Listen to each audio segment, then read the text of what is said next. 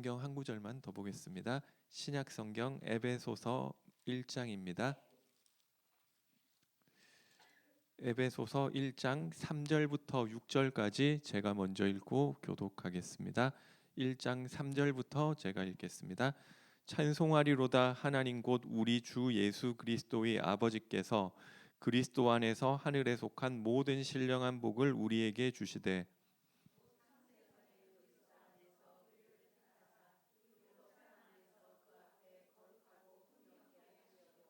그 기쁘신 뜻대로 우리를 예정하사 예수 그리스도로 말미암아 자기의 아들들이 되게 하셨으니 이는 그가 사랑하시는 자 안에서 우리에게 거저 주시는 바 그의 은혜의 영광을 찬송하게 하려는 것이라.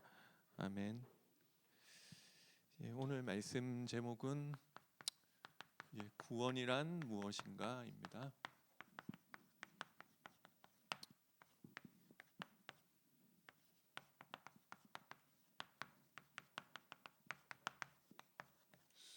기독교 강의 6번째 시간입니다.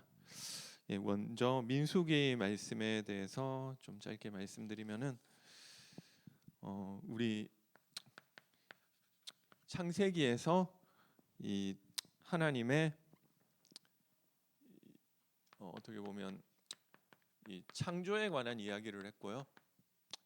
그런데 이 출애굽기에 이 노예가 되었기 때문에 출애굽기를 한마디로 말하면은 거기서 구속인데 이 구속이라는 게 우리 체포해 가지고 신변을 구속하는 그거 말고 그 구원하고 이 속죄하시는 이 노예된 상태에서 구속하시는 그 구원에 대해서 이야기하고 있는 책이 출애굽기고요.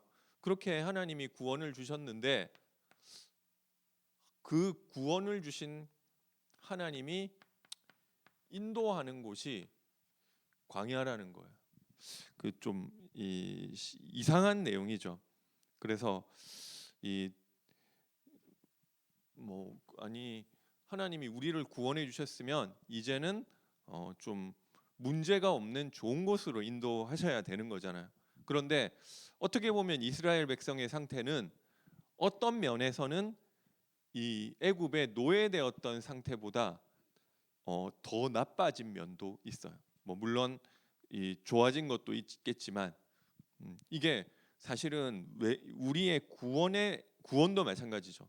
내가 예수 믿고 나서 예전에 그 나를 힘들게 했던 그 문제가 없어진 것도 있지만 어떤 면에서는 내가 차라리 예수 안 믿었을 때가 훨씬 더 좋았다 이렇게 생각될 만한 그런 부분들이 있다는 거죠. 이 하나님이 근데 이걸 일부러 광야 가운데로 인도하셨는데 왜 그렇게 하셨느냐? 우리의 이 영적인 신분과 이 권세를 광야를 통해서 알게 하시기도 하신 것이고요.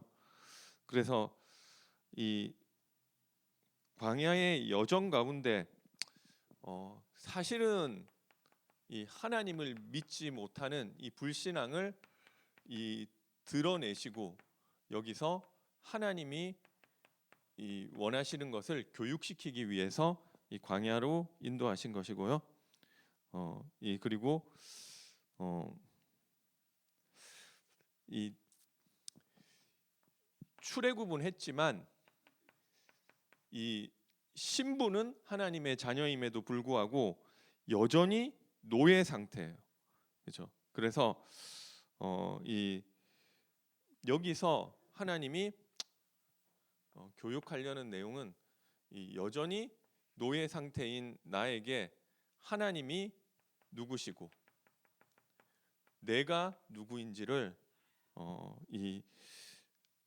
알고 그리고 하나님 자녀가 어떻게 살아야 하는지를 교육시키기 위해서 이 광야가 필요했던 것입니다. 계속해서 하나님 여전히 노예 상태임을 드러내시죠. 아니 하나님이 홍해를 가르셨는데도 불구하고 물이 없으니까 당장 애굽으로 돌아가자. 원망하고 이것은 이 아직 못 배웠다는 거죠. 이 불신자도 다 하는 상태라는 것입니다. 그래서 이것들을 깨닫는 이 교육시키는 현장이 광야이다. 그래서 이게 뭐 옛날에 뭐 이스라엘 백성들이 광야 생활 40년 하고 그게 중요한 것이 아니라 우리의 이야기인 것입니다. 그래서 하나님이 그 교육시키는 내용이 무엇이냐면은 결국 이거를 한마디로 말하면은 이 구원이 되는 것이죠. 그래서 이 구원이란 무엇이냐고 했을 때 이 사람들이 흔히 이제 구원에 대해서 오해하는 내용이 우리 뭐 전도할 때도 그런 식으로 얘기를 한다는 거죠. 예수 믿고 천국 가세요. 예수 믿고 영생 얻으세요. 근데 이게 뭐 틀린 말은 아닌데 조금 오해할 수 있는 부분인 것 같아요. 왜냐하면 이 우리가 영생을 얻는다고 했을 때 그 영생이 영원히 사는 게 아니라는 거잖아요. 그러니까 사실은 이 불신자도 다 부활해서 영원히 산다는 거예요. 인간은 영원한 존재로 새로운 몸을 입고 다 일어나게 돼 있어요. 이 성경에서 말하는 영생이라는 것은 영원히 산다는 말이 아니고요. 그리고 구원을 뭐 예수 믿고 구원받으세요. 그 구원을 또 천국 뭐 죽어서 장차 좋은 곳 가는 것을 말하는 것이 아닙니다. 이런 것들은 뭐 불교에도 있는 거죠. 극락 간다. 그리고 뭐 전에 얘기 들어보니까 모슬렘도 뭐 이 무슨 이 성전의 이 지하드 이런 데 참여하면은 이 죽어서 뭐 이 99명의 이 미녀들이 부인이 된다. 그 여자들은 다 어디서 나는지 모르겠지만 뭐 어쨌든 뭐 이런 이야기를 하는데 그리고 뭐 우리 기독교도 마찬가지인 것 같아요. 유튜브 같은 데 보면은 자기가 천국을 갔다 와봤대요. 그런데 거기는 보석들이 있고 막 금이 있고 뭐 너무 좋은 것이더라. 뭐 이렇게 이야기를 하는데 그거는 좀 뭐 이게 좀 이 그런 게 아니라는 거예요. 그래서 예수 믿고 구원받는다는 것은 그런 의미가 아니고요. 이 구원받고 영생을 얻고 이 생명을 얻는다는 것은 요한복음 14장 6절에 예수님께서 말씀하시기를 내가 곧 생명이다. 그러니까 성경에서 이야기하는 것은 예수가 곧 생명이라는 거예요. 예수 믿으면 영원히 사는 것이 아니라 예수가 바로 생명이다. 그리고 요한복음 3장 16절 하나님이 세상을 이처럼 사랑하사 독생자를 주셨으니 누구든지 그를 믿는 자마다 멸망하지 않고 영생을 얻게 하려 하심이라. 그래서 멸망 상태에서 구원받는 것을 영생이라고 설명을 하는 거예요. 이 사전적으로 우리 영생했을 때 영원히 사는 것을 말하는 것이 아닌 것입니다.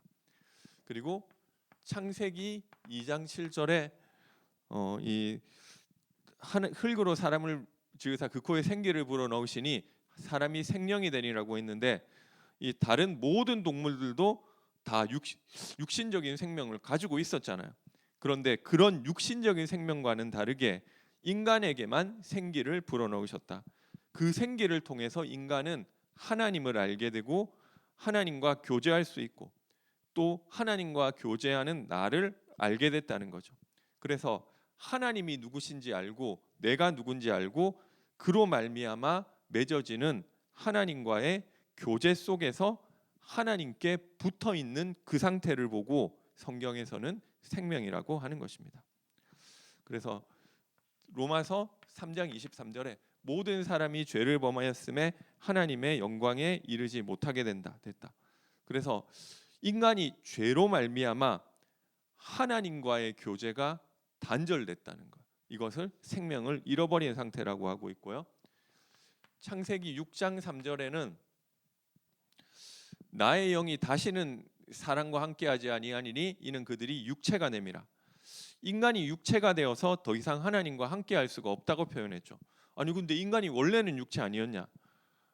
히브리어에는 뭐 같이 같은 단어로 표현하고 있지만 이 헬라어에는 이 중립적인 육체를 말하는 소마와 그리고 이 또 사르스라는 단어가 있는데요. 이것은 이 하나님과 단절되어서 육신의 것에 기대어 그것을 힘삼아서 살아가는 것을 사르스라고 하는 것입니다. 이 그 상태를 이 에베소서 2장 1절에는 영적으로 죽어 있는 상태. 그래서 빌립보서 3장에 보니까 육신적인 것들을 하나님 삼아서 이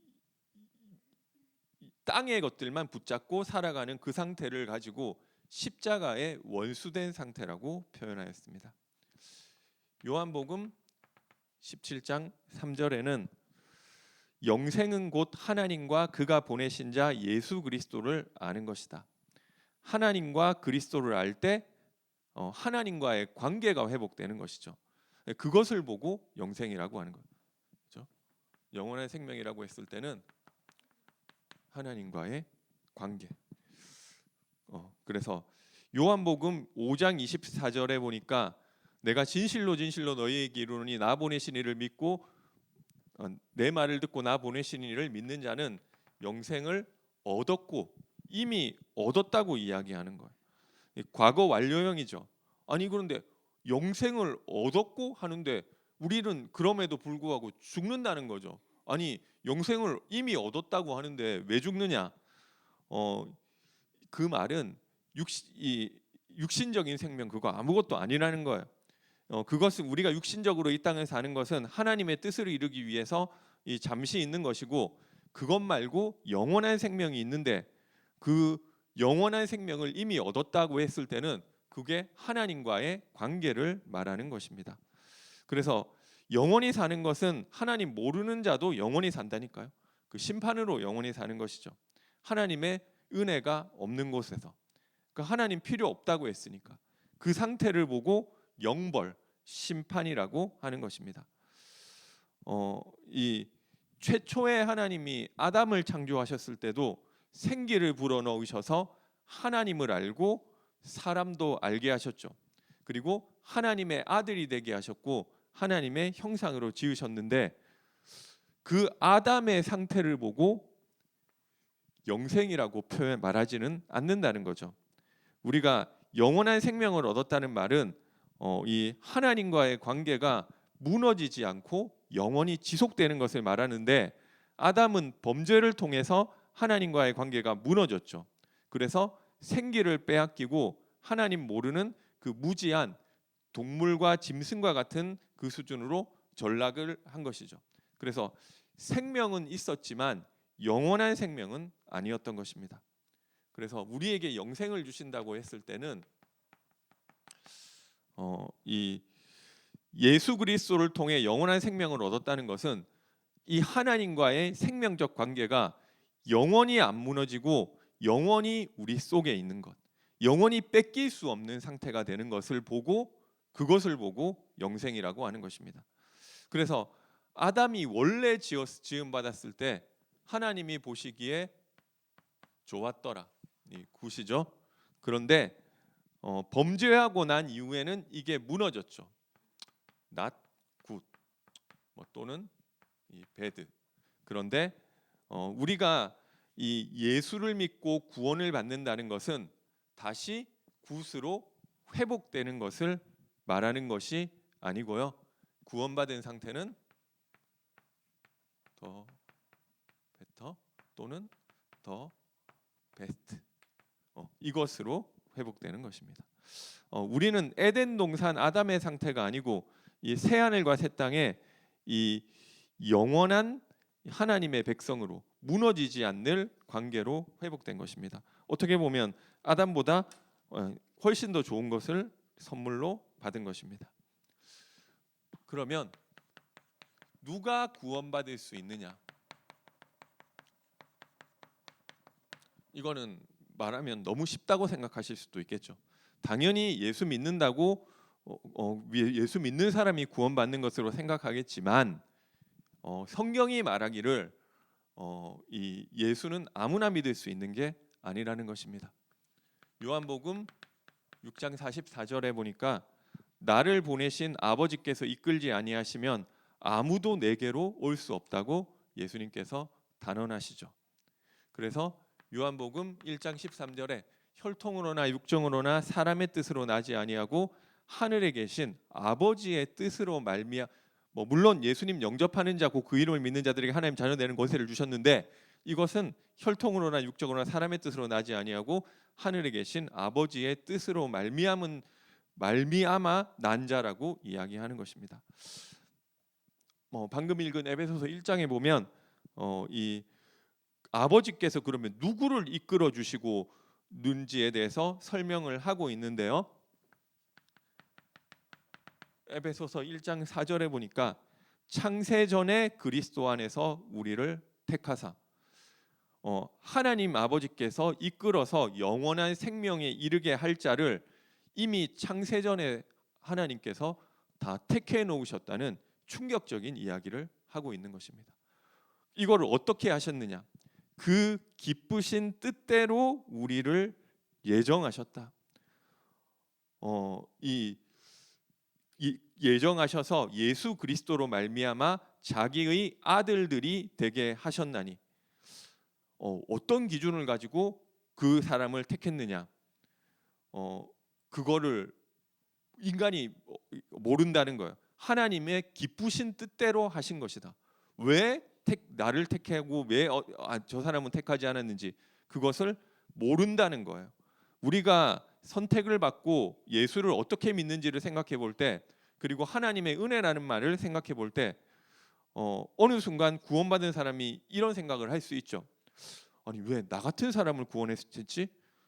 훨씬 더 괜찮은 사람 많이 있는데, 성철 스님 같은 사람이나 이순신 장군 같은 사람이나 이런 사람들을 택하지 않고 왜 나를 택하셔서 하나님의 아들로 불러주셨을까? 바울이 이야기하는 것이죠. 그냥 하나님 아버지의 기쁘신 뜻대로 우리를 창세전에 예정하시고 자기의 아들들이 되게 하셨다. 그래서 그것을 보고 은혜라고 하고 선물이라고 하는 것입니다. 6절에 보니까 이는 그가 사랑하시는 자 안에서 우리에게 거저 주시는 바, 이 선물로 주신 거라는 거죠. 은혜고 그의 은혜의 영광을 찬송하게 하려는 것이라. 우리가 그 은혜를 알 때 찬송할 수밖에 없고, 그 은혜를 알 때 이 찬양과 영광을 돌릴 수밖에 없다는 것이죠.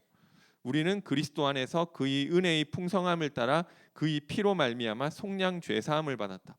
9절에도 그 뜻의 비밀을 우리에게 알리신 것이다. 우리가 잘나서 한 게 아니라는 거죠. 하나님이 내가 이거 나는 복음 깨달았어. 하나님이 알리신 것이다. 그의 기뻐하심을 따라 그리스도 안에서 때가 찬 경륜을 위하여 예정하신 것이니. 어떻게 예정을 하셨느냐? 11절에 보니까 모든 일을 그의 뜻의 결정대로 일하시는 이의 계획을 따라 우리가 예정을 입어 그 안에서 기업이 되었다. 따라서 사실은 구원을 받을 사람, 하나님께서 복음으로 이끌어 주시는 그 사람들은 다 결정돼 있다는 거예요. 하나님께서 택하시지 않은 사람은 절대로 자기 스스로 이 진리를 알 수도 없고, 이거 아무리 설명을 잘해준다고 해도 그 설명으로 그 사람을 변화시킬 수가 없다는 것입니다. 설득으로 내는 것이 아니죠. 그래서 바울도 고린도 전서에서 내가 지혜로운 말과 설득력 있는 아름다운 말로 하지 않고 오직 십자가와 그의 능력으로 복음을 전했다고 하는, 우리 설득으로 되는 것이 아니기 때문에.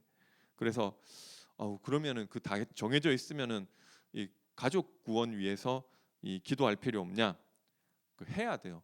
그 하나님께서 그 영혼을 나에게 붙여 주시고 내가 그것을 두고 안타까운 마음을 가지고 하셨고, 그리고 또 특별히 가족은 또 더하잖아요.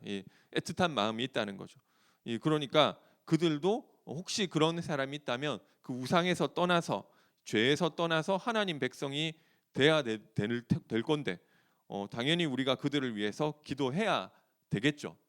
하지만 그 기도가 하나님이 택정하지 않은 사람을 바꿀 수 없다는 것도 알아야 되는 것입니다. 그래서 정확하게 말하면 하나님이 나의 기도를 사용해서 그 사람을 구원받는 것을, 기도가 영향이 있어요. 그거를 다 하나님이 예정하신 것이지, 구원 못 받는 사람이 내가 기도했다고 되는 것은 아니라는 것입니다. 어떻게 보면 전부 다 하나님의 뜻이다. 이것을 예정론이라고 하는 것이죠. 하나님 모든 사람이 다 구원받기를 원하시는 거 아니냐? 예수 그리스도의 십자가의 피가 누구든지 다 구원받을 만한 이런 구속의 문을 열어놓으신 것은 맞아요. 하지만 누구나 그 대속을 받을 수 있는 것은 아니라는 것입니다. 하나님이 은혜 주셔서 깨닫게 하시고 믿게 하지 않으시면 절대로 그 누구도 구원을 받을 수가 없는 것입니다. 그런데 인간적인 생각에는 그게 좀 이런 이야기를 들으면 좀 불편해지죠. 그게 싫죠. 아니 내가 믿으면 하나님이 구원의 문을 나한테 열어줘야 되는 거고 내가 안 믿으면 하나님이 안 열어주는 거지 그거를 하나님이 다 정해놔? 이게 싫잖아요. 그러면 하나님 마음대로냐? 그 무슨 그런 하나님이 다 있냐? 어떤 사람은 이거 얘기 듣고 나 그런 하나님이라면 그냥 안 믿겠다. 이 어떤 그 하나님이 자기가 하나님 마음대로 구원하고 싶은 사람은 구원하고 유기할 사람은 유기하고 그게 싫다는 거죠. 그러니까 기독교인들 중에서도 예정교리를 안 믿는 사람이 사실 너무 많아요. 왜냐하면 싫잖아요. 그게 딱 인간 중심의 자기가 하나님 된 생각이라는 것입니다. 그 알미니안도 기독교 중에 하나라고 하는데 정확하게 말하면 이 기독교 라고 생각도 안 되는 것 같아요. 여전히 자기 뜻대로 자기 기준대로 하려고 하는 것이죠. 구원조차도 이 구원이라는 것은 하나님이 이 영역인데 아니 구원도 내가 믿으면 되는 것이지 이 예수님의 구원 알메니아는 예수님이 구원의 길을 열어주셨지만 믿는 것은 우리 자유의지를 가지고 믿는 거라고 생각을 하는 거죠. 근데 성경에는 절대 그렇게 이야기 안 해요. 하나님 아버지 성령께서 우리에게 가르쳐 주시고 깨닫게 하시고 우리를 중생케 하시는 성령의 역사가 없이는 아무도 알아들을 수도 없고 믿을 수도 없다고 하는 것입니다. 그래서 이게 저도 이거 길에서도 전도해보고 하니까 뭐 이런 저런 게 있는데요. 사실은 저도 그거 잘 모르겠어요. 영접 기도를 따라 해줬다고 그 사람이 구원받았냐? 뭐 모르겠어요. 이게 영접하면 하나님 자녀 되는 것은 맞아요. 그거는 맞죠. 그런데 이 사람이 내가 이 영접에도 몇 가지 요소가 있거든요. 내가 죄인이라는 것도 모르고 내가 어떤 상태에 빠졌다가 그리스도가 나를 구원해 주셨다는 것도 모르고 그냥 뭐 이 영접하면 하나님 자녀 되고 천국 가고 할래? 해가지고 했다. 그게 그런데 이 사람 마음과 생각에는 전혀 변화가 없다. 그러면 그게 구원받았는지는 잘 모르겠어요. 물론 뭐 그렇게 해서 구원받는 사람도 있겠죠. 근데 이걸 뭐 딱 얘기해주기가 힘든 것 같아요. 그런데 우리 성령의 역사로 말미암아 구원받는다는 것은 인간 스스로가 하나님의 뜻이 아니라 이 내가 다 결정할 수 있다고 내가 이렇게 영접 기도를 따라 해줬기 때문에 구원받는다고 하는 것은 어떻게 보면 이 진리가 아닌 것이죠. 알미니안들은 그렇게 생각하거든요. 예수님이 길을 열어놨으니까 우리가 믿으면 구원받는 것이다. 아니죠. 그러면 만약에 아무도 안 믿으면 예수님이 모든 사람을 위해 죽으셨는데 아무도 안 믿으면은 예수님 그냥 뻘쭘하게 괜히 죽은 게 되잖아. 괜히 십자가 못 펴. 그게 아니라는 거. 예수님이 죽으셨을 때 세상을 위해 죽으셨는데 그 창세전 영세전에 택하신 자들을 위해 죽으셨다는 거예요. 물론 예수님의 피의 효력은 모든 자를 다 구원하고 완전히 죄를 씻을 만한 효력이 있는 것이죠. 하지만 그것이 유효하게 적용되는 자는 하나님이 은혜 주셔서 이 택한 자들에게 믿게 한 그 자들에게만 이 유효한 구원이 되는 것입니다. 로마서 8장 29절 30절에 보니까 하나님이 미리 아신 자들을 또한 그의 아들의 형상을 본받게 하기 위하여 미리 정하셨으니 이는 그로 많은 형제 중에서 맏아들이 되게 하려 하심이라. 또 미리 정하신 그들을 또한 부르시고 부르신 그들을 또한 의롭다 하시고 의롭다 하신 그들을 또한 영화롭게 하셨느니라. 미리 아셨다, 미리 아셨다, 미리 아셨다 3번 계속해서 이야기하고 있죠. 하나님이 미리 아신 자들에게 믿게 하시고 의롭게 하시고 영화롭게 하는 것이지, 그 사람들이 잘 깨달아서 잘나서 믿고 의롭게 되어지는 것이 되고 영화롭게 되는 것이 아니라는 것입니다.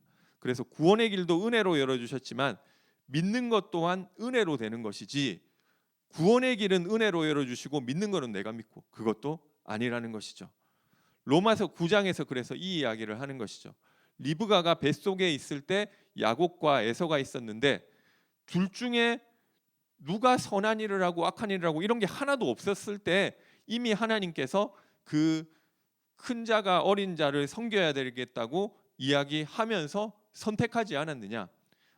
이 그 행위를 따라 난 것이 아니라 하나님이 그 기쁘신 뜻대로 예정하신 것이 아니냐는 이야기를 하고 있는 것입니다. 그럼 하나님이 왜 멋대로 그렇게 우리가 뭐 이렇게 했을 때 하나님이 이렇게 축복도 주고 이렇게 잘못했을 때 벌 주고 이래야지, 그거를 왜 하나님이 다 자기 뜻대로 예정을 해버리냐? 그 하나님에 대해서 우리가 불의하다고 할 수 있느냐? 그럴 수 없다는 이야기를 로마서에서 하고 있죠. 그분이 창조주고 우리는 피조물인데 우리가 그런 말할 자격이 없는 거 아니냐?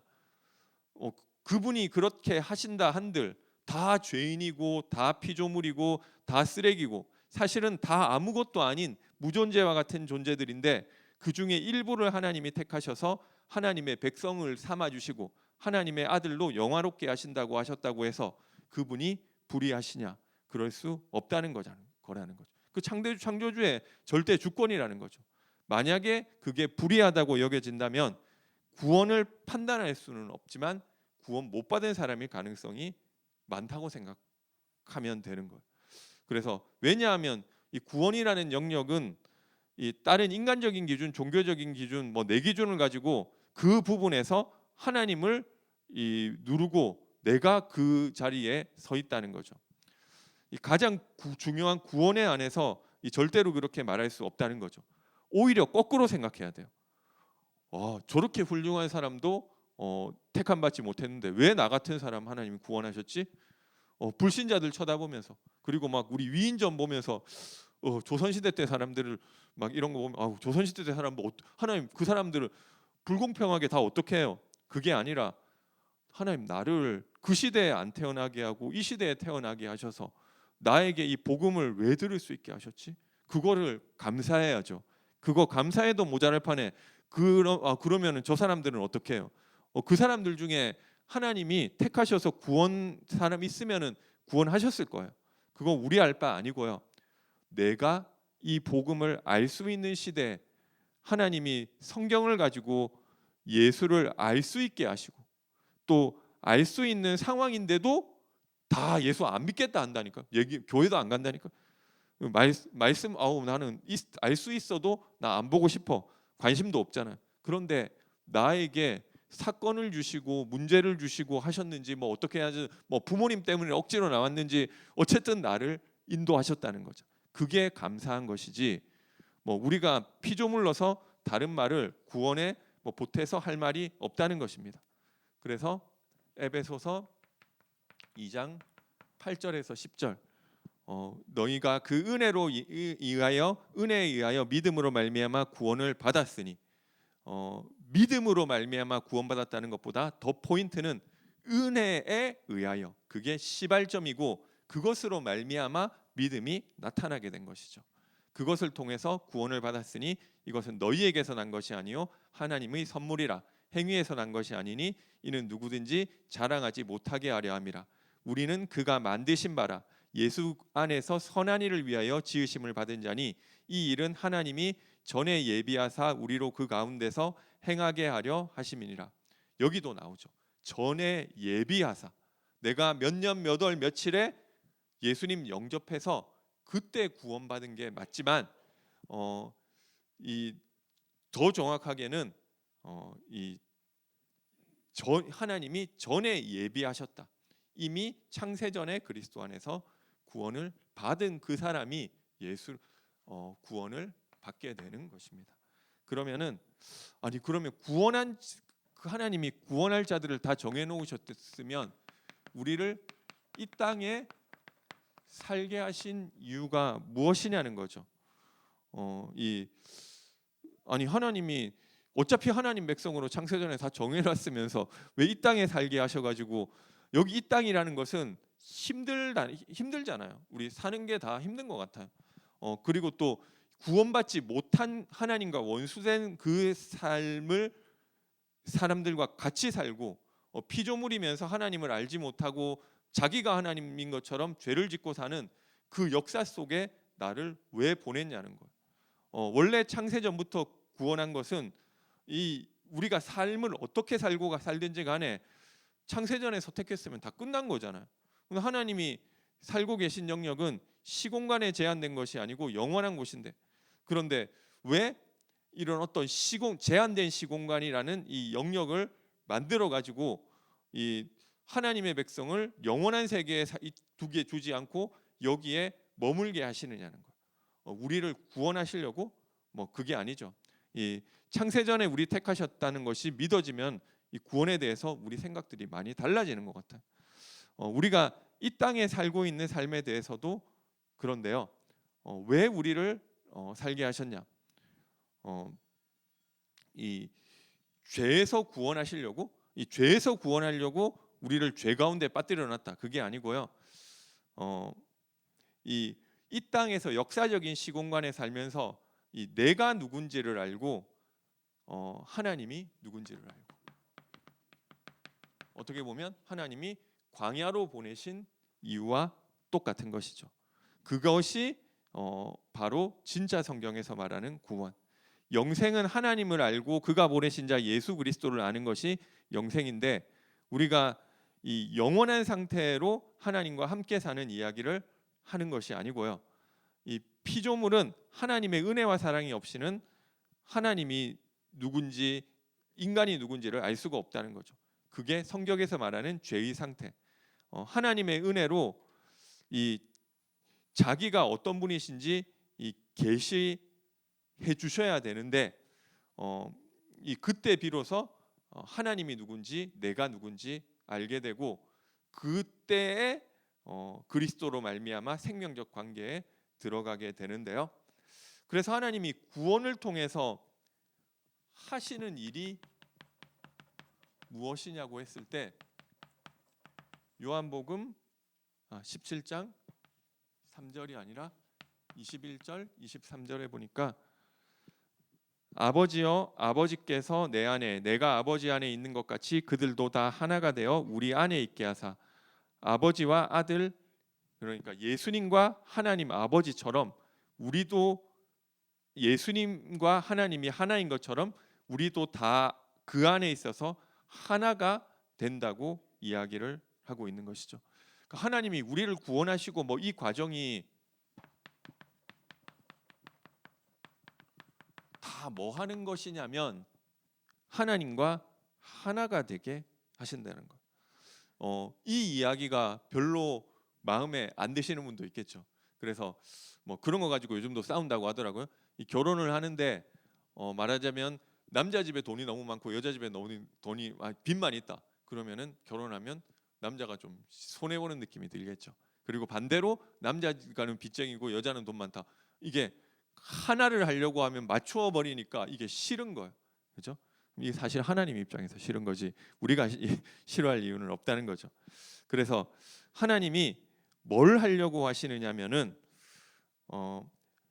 피조물 아무것도 아닌 존재를 하나님을 알고 그리스도를 알아서 하나님과 하나가 되게 하시는 것이다.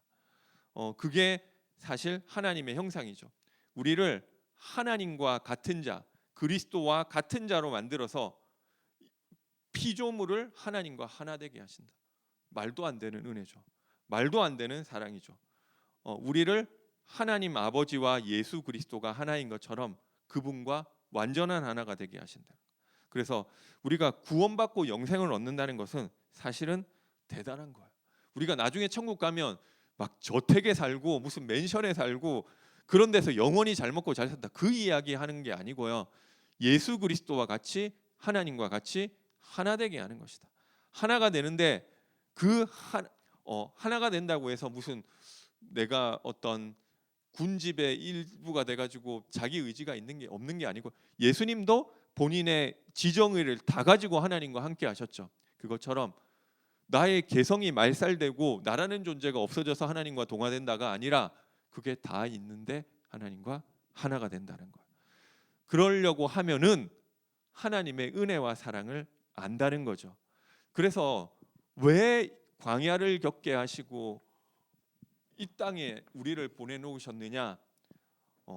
하나님의 이 은혜와 사랑을 알고 내가 누구인지를 알게 하기 위해서.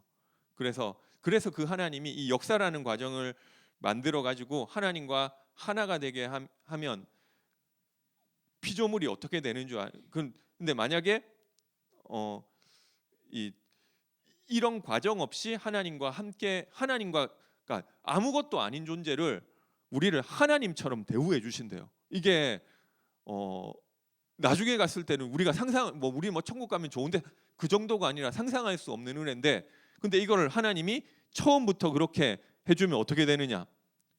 자기가 원래부터 하나님과 같은 존재인 줄 알고 하나님 짓밟고 맘먹으려 든다는 거죠. 그게 역사를 통해서 보여주는 천사의 타락이었고 아담의 타락이었다는 거죠. 그런데 하나님께서 이 역사라는 과정을 통해서 우리를 하나님과 같은 존재, 그리스도와 같이 왕노릇하고 완전 하나가 되는 존재를 그 존재로 된다 할지라도 우리가 이 광야를 통과한 백성, 그 사람은 안다는 거예요. 우리가 새 하늘과 새 땅에 그곳에 가서도 내가 누구인지 하나님의 우리가 이 자격이 안 되는데 하나님이 나에게 주신 그 은혜와 사랑에 대해서 알게 된다는 것. 마침내 알게 되는 것. 거기서 감사 감격하고 하나님은 우리를 이게 제가 말하면서도 좀 이상한데 진짜 그런지 자기랑 똑같이 대우해 주신다는 거잖아요. 그런데 우리를 예수 그리스도 맏아들이 되게 하시고 우리에게 양자의 영을 주셨다. 우리를 예수 그리스도처럼 대우해 주시는데 그런데 우리는 알고 있는 거예요. 우리가 원래 어떤 존재인지 하나님을 알고 나를 알고 그 하나님이 베풀어 주신 은혜와 사랑을 알고 그거 알고 들어오라고 광야를 허락하셨고 우리를 이 땅에 보내놓으신 것이라는 것입니다.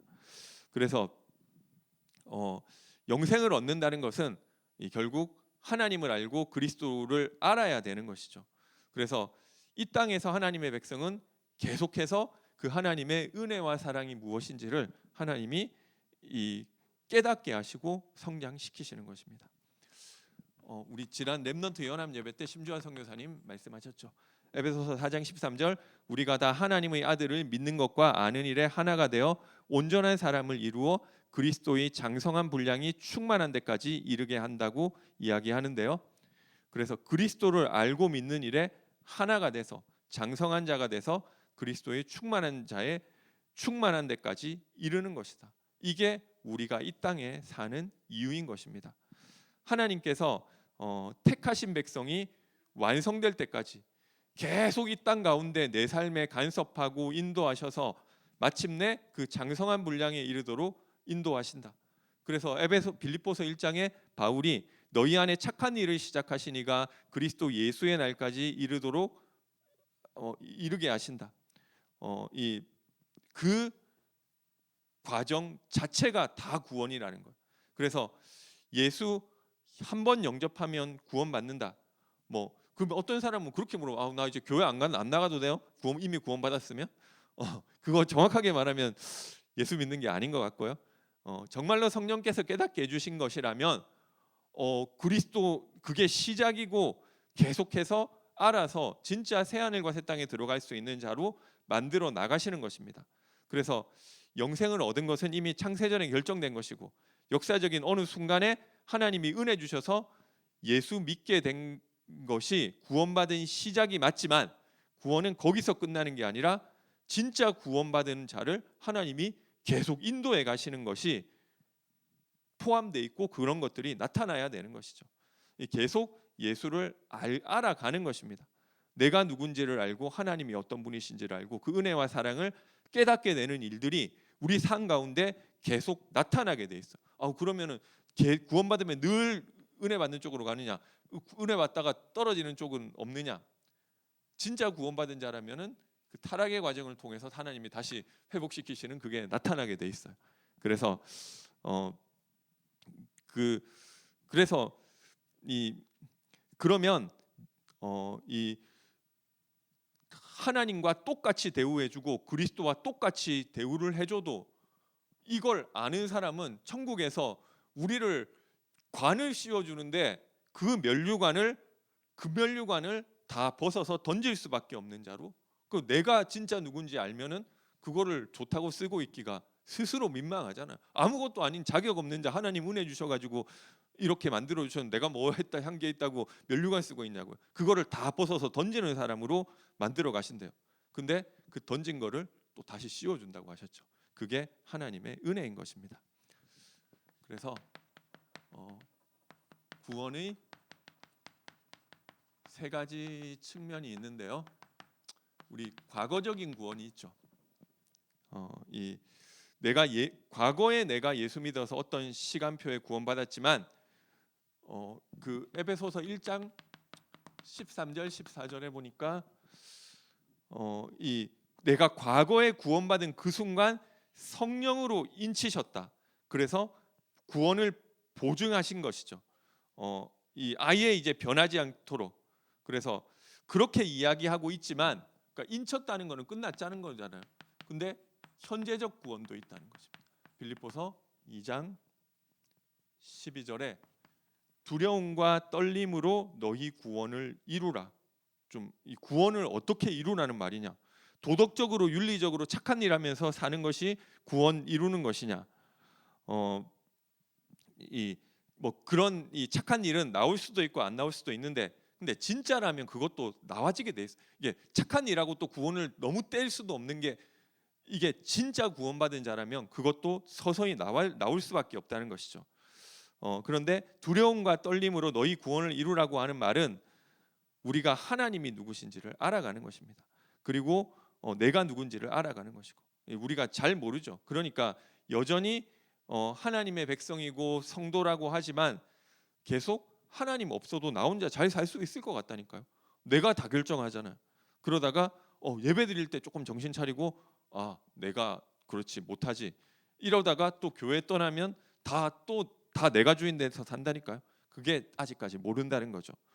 내가 우리 뭐 좀 잘하면은 좀 내가 잘했다고 내가 전도 이렇게 했다고 뻘기기도 하고, 뭐 또 안 되면 낙심하고, 그게 모르는 것이죠. 진짜로 알면 뻐길 것도 없고 낙심할 것도 없고, 정말로 하나님을 알고 그 하나님이 내게 베풀어 주신 은혜가 뭔지 안다면 이 과거에 받은 이 그 사람이 현재도 구원을 이루어 나가는 것으로 이야기하는 성경 구절이 그래서 곳곳마다 존재하는 것입니다. 계속 알아가는 거예요. 마치 구원을 더 받을 이거 이렇게 어떻게 보면은 성경에 구원 다 끝났다고 해놓고 어떤 성경에 보면은 더 받아야 할 구원이 있는 것처럼 말하는 거. 그러니까 어떤 사람은 성경 모순되다고 이야기하죠. 뭐 다 받았다는 거면서 무슨 또 구원을 더 받아야 되는 것처럼, 이것은 모순이 아니라 과거적 구원과 현재적 구원이 있는 것입니다. 구원받은 그 사람이, 정해져 있는 그 사람이 계속 만들어져가는 그게 또 있는 거예요. 그래서 예수를 하나님의 은혜로 알게 됐지만 그 예수 아는 데서 이 성장하고 장성한 자의 분량까지 광야를 통해서 이 채워져 나가는 그 과정도 구원이라는 거예요. 그래서 마지막에 이루어갈 이 미래적인 구원이, 우리가 이 땅에서 영적으로 성장하고 있지만 여전히 부족하죠. 이 땅에서 완성되지 않는 것입니다. 그런데 미래적 구원 완성될 그 시간표에는 우리가 죄를 지을래, 성경에는 다 있다니까요. 제가 요한일서 진짜 이 하나님의 자녀가 되면은 죄를 지을래야 지을 수가. 나는 안 그런데 이렇게 나 구원 못 받았나 이 생각을 좀 했는데, 이것은 우리 하나님은 과거, 현재, 미래를 같이 보시고 설명하시기 때문에 우리가 장차 이루어질 미래적 구원이라는 것이죠. 그때가 되면은 우리가 청동 거울로 보는 것처럼 희미하게 보는 게 아니라 하나님을 눈으로 보듯이, 면대면으로 보듯이 다 알게 된다고 하죠. 진짜 하나님이 어떤 존재인지를 누구든지 알게 되는 것이죠. 그래서 우리가 하나님의 백성으로 그분의 아들로 영원히 그리스도와 함께 왕노릇할 자들로 살게 해주시는 것입니다. 그래서 베드로후서 3장 18절에 보니까 오직 우리 주 곧 구주 예수 그리스도의 은혜와 그를 아는 지식에서 자라가라. 이 자라가라는 것은 역시 이 현재적 구원을 말하는 것이죠. 하나님과 그리스도를 아는 지식에서 자라가는 것. 그래서 우리를 광야에 보내시고 이 땅에 살게 하시는 것도 그것을 이루기 위한 거예요. 그거 이미 택하신 자들을 이 땅에 가서 고생 좀 해보고 오라고 하는 것이 아니라 이 땅의 역사를 통해서 하나님의 백성으로 하나님의 아들로 하나님과 같은 자로 살아도 살 수 있는 자로 만들어주는 양육의 장소가 이 땅에서의 삶과 역사라고 하는 것이죠. 하나님이 우리를 영원한 것을 준비해 두셨는데 고생 좀 하라는 그것을 소유할 수 있는 사람, 저도 아담처럼 뺏기니까 잃어버리지 않는 그 사람으로 우리를 양육하시는, 그곳에서 살 수 있도록. 그래서 우리가 이 땅에서 해야 될 일은 무슨 대단한 업적을 세우는 것이 아니라 뭔가를 많이 해서 하나님께 영광 돌리는 것이 아니고, 이 땅에 사는 동안 진짜 해야 될 것은 예수 그리스도가 누구시고 그분을 통해서 은혜를 베풀어 주신 하나님에 대해서 알아가는 것밖에는 없는 것입니다. 그거를 진짜 알면 광야에서 이 원망하는 것들이 안 나오게 되겠죠. 하나님이 우리가 불신앙하고 원망하는 것도 어떻게 보면 하나님을 잘 몰라서 그런 것 같아요. 이 불평이 안 나오게 되겠죠. 시련이 안 오냐? 시련이 오지만 넘어가게 되겠죠. 알면 알수록 하나님의 은혜와 사랑은 알수록 내가 많은 축복을 받더라도 교만하지 않고 그렇겠죠.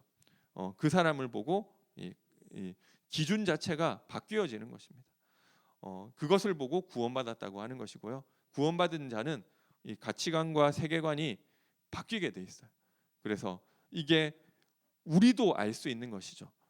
이게 구원받은 사람들은 생각하는 것들이 다르기 때문에 이게 구원이죠. 근데 오늘 교회 보면은 예수 믿는다고 하지만 가치관 하나도 안 바뀌고 세계관 하나도 안 바뀌고 나 예수 믿으니까 이런 병도 낫고 사업에 축복받았고, 예수 잘 믿으니까 우리 자녀 좋은 대학 가고 좋은 데 취직되고 좋은 사람 만나서 결혼하고